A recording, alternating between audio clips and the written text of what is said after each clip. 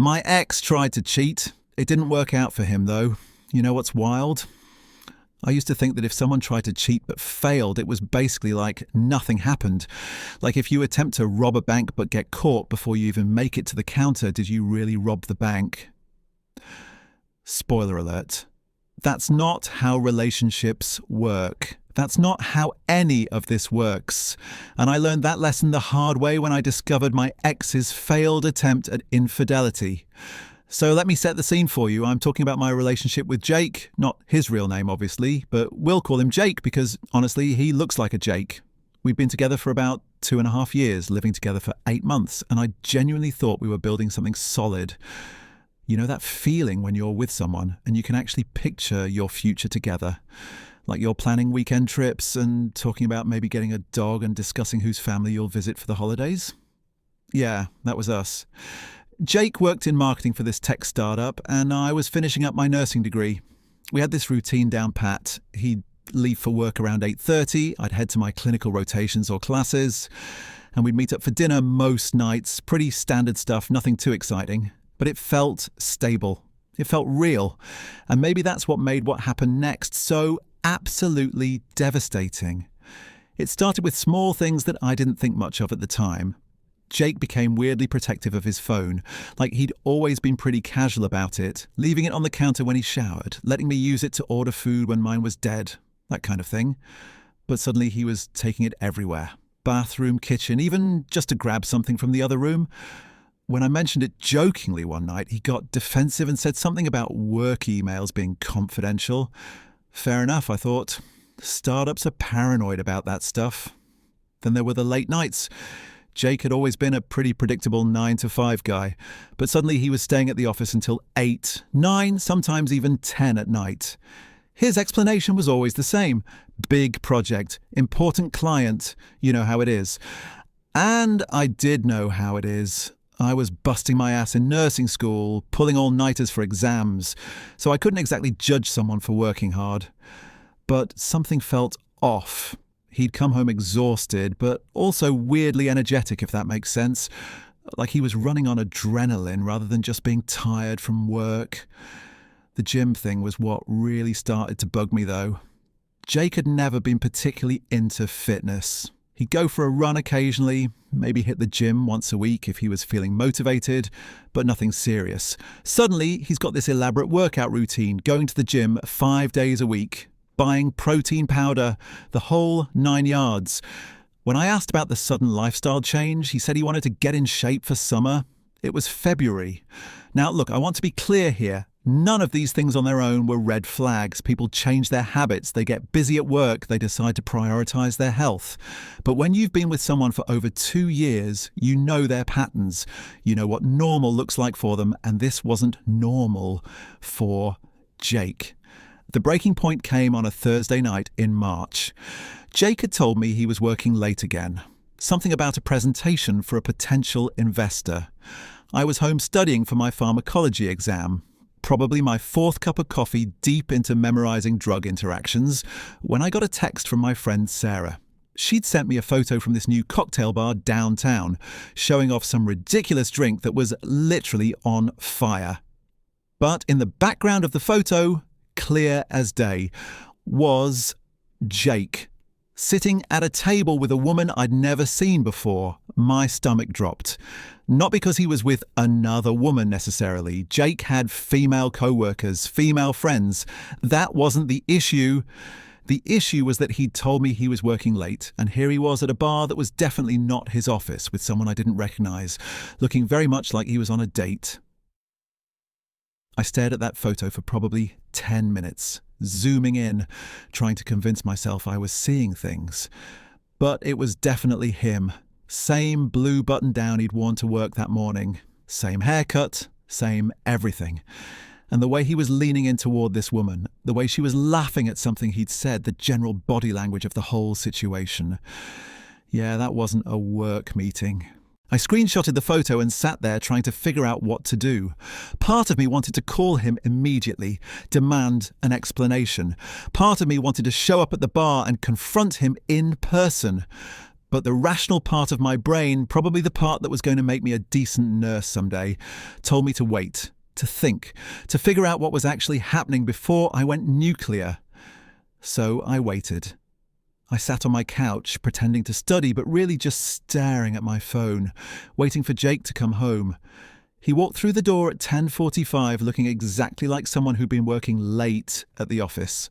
Tie loosened, sleeves rolled up, that slightly frazzled look that comes from staring at spreadsheets for too long.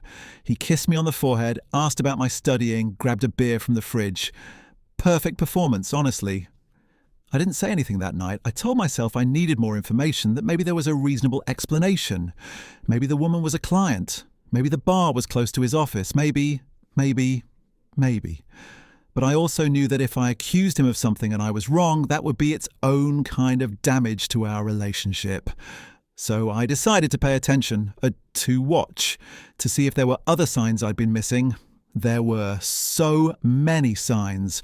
The cologne he'd started wearing that I'd never smelled before, the way he'd started dressing slightly better for work, taking more care with his appearance, the mysterious charges on our joint credit card for restaurants I'd never been to, the fact that he'd suddenly become very interested in going out with his co-workers, but somehow I was never invited to these gatherings. But here's the thing about discovering someone's cheating, or in this case, attempting to cheat. It's not like in the movies where you catch them red-handed and everything becomes crystal clear. It's more like putting together a puzzle where half the pieces are missing and you're not even sure what the final picture is supposed to look like. You start questioning everything.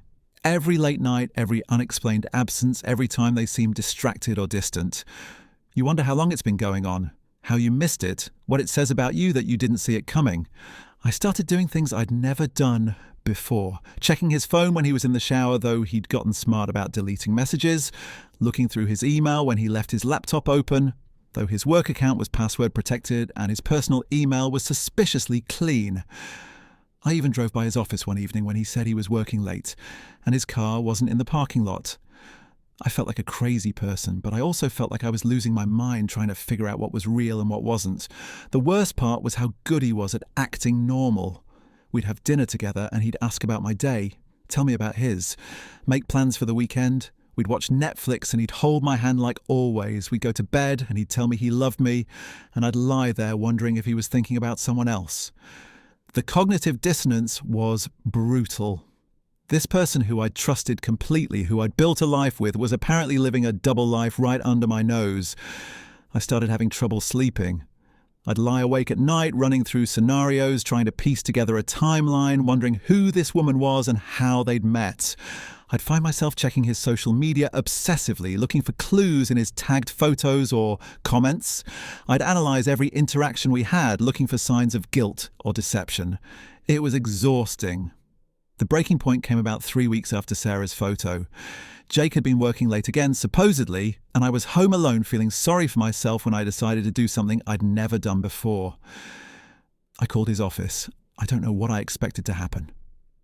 Maybe I thought his co-worker would answer and tell me he'd left hours ago. Maybe I thought he'd answer and I'd hang up, satisfied that he was actually where he said he was. But what actually happened was so much worse. His voicemail picked up. His work voicemail, with his professional outgoing message about leaving your name and number and he'd get back to you during business hours, at 9:30 at night, on a line that should have been ringing at his desk if he was really there working late like he'd told me. That's when I knew for sure, not suspected, not wondered, but knew Jake was lying to me.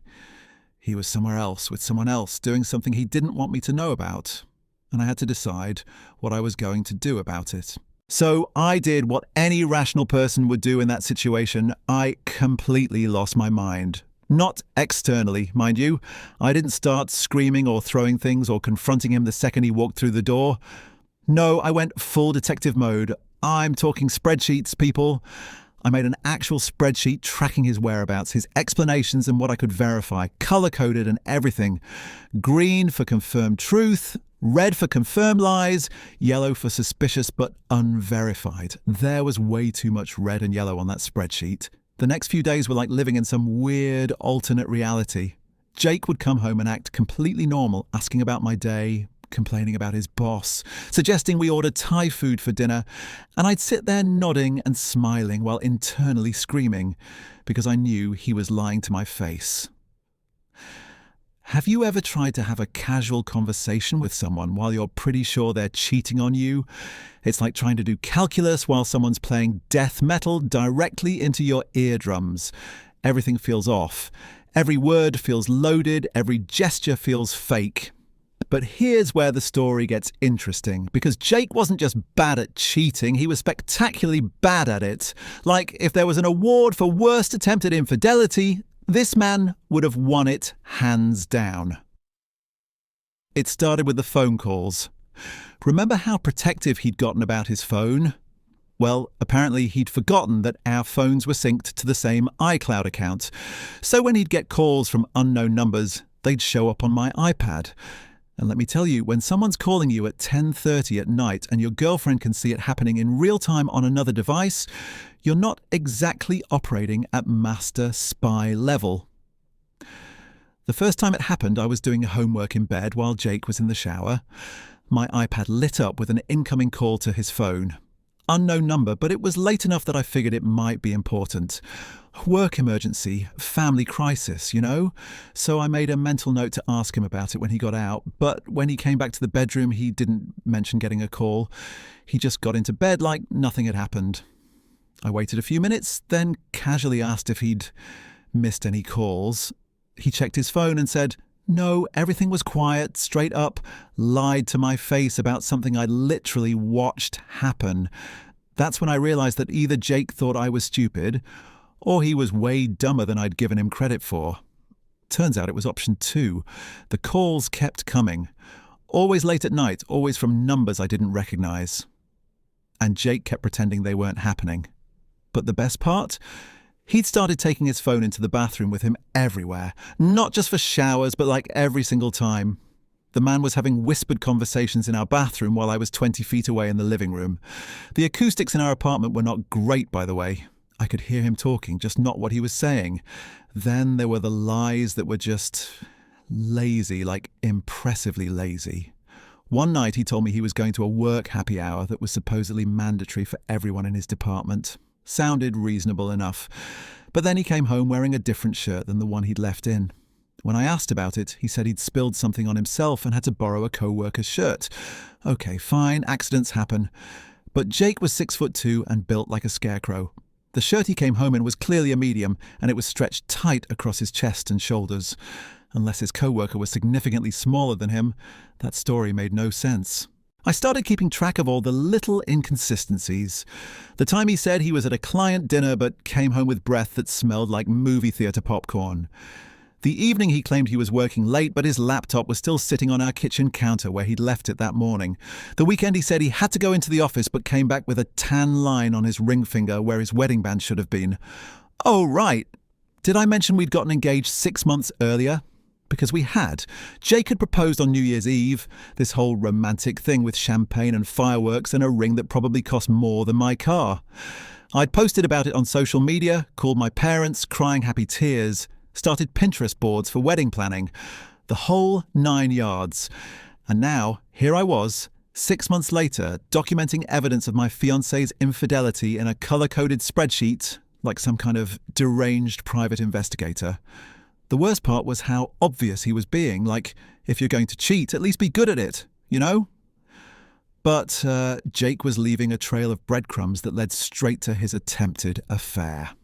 There were restaurant receipts in his wallet for places we'd never been together, credit card charges for flowers that never made it home to me, a gym membership at a completely different gym than the one he'd been going to, in a part of town he had no reason to be in. And the woman? Oh, I figured out who she was. Her name was Madison. She worked at a marketing agency that had recently started collaborating with Jake's company, and she was exactly the type of person I would have expected him to go for if he was going to cheat. Blonde, perky, probably had one of those Instagram accounts where every photo looks like it was taken by a professional photographer. I found her through some truly impressive social media stalking that I'm not entirely proud of, but desperate times call for desperate measures. The thing about Madison, though, She had a boyfriend, a serious long-term, living together, posting cute couple photos every week kind of boyfriend, which meant that Jake wasn't just trying to cheat on me, he was trying to help someone else cheat on their partner. Double the betrayal, double the moral bankruptcy, really painting himself in a great light here. But here's where Jake's plans started falling apart in spectacular fashion. Because apparently Madison's boyfriend wasn't as oblivious as I'd been. While I was over here making spreadsheets and analysing credit card statements, Madison's boyfriend was doing some detective work of his own, and he was significantly less patient about it than I was. I found out about this through the most ridiculous chain of events. Jake had been working late again, and I was home alone stress-eating ice cream and watching true crime documentaries, because apparently that's what my life had become. My phone rang around 9:30, unknown number, and normally I wouldn't answer, but I was feeling particularly reckless that night. It was Madison's boyfriend.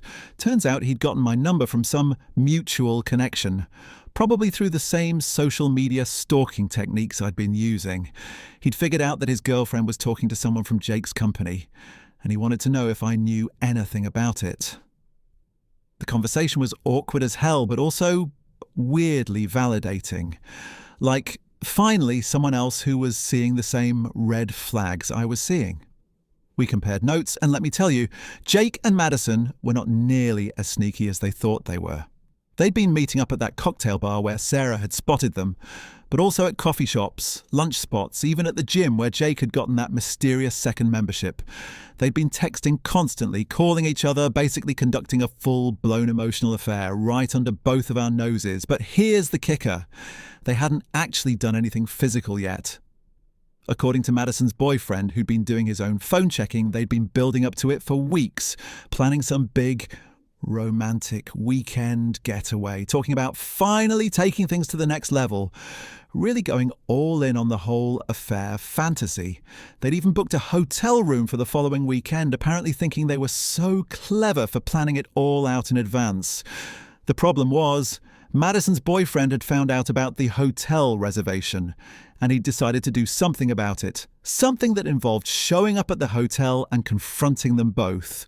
Which meant that Jake's grand plan to finally consummate his affair was about to blow up in his face in the most public, humiliating way possible.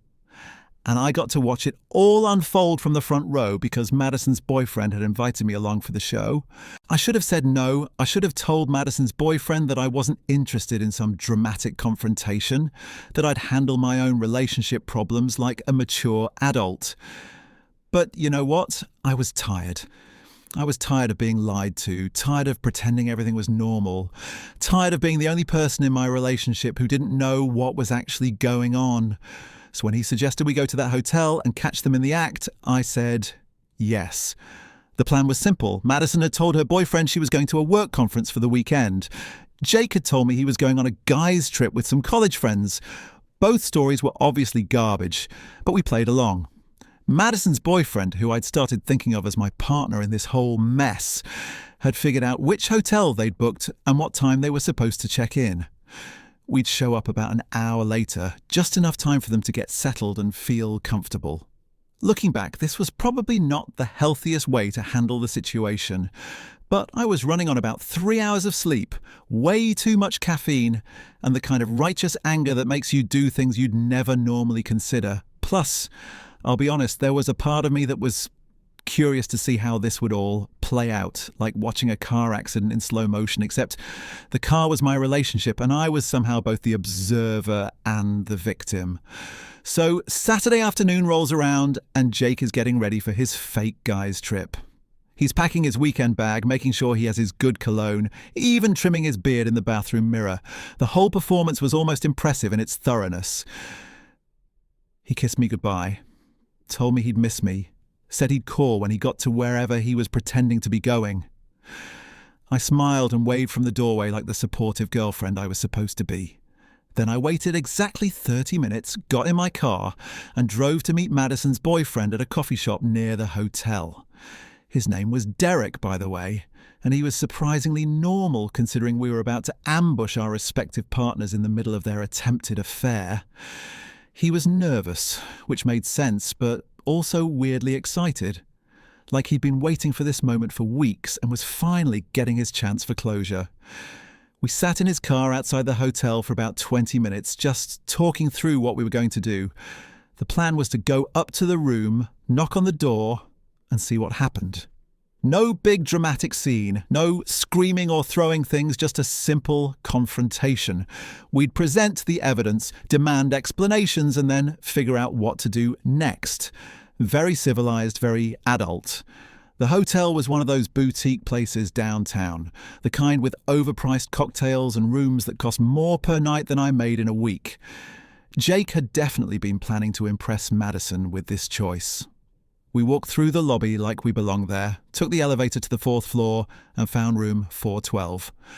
Derek knocked on the door. The silence that followed was deafening.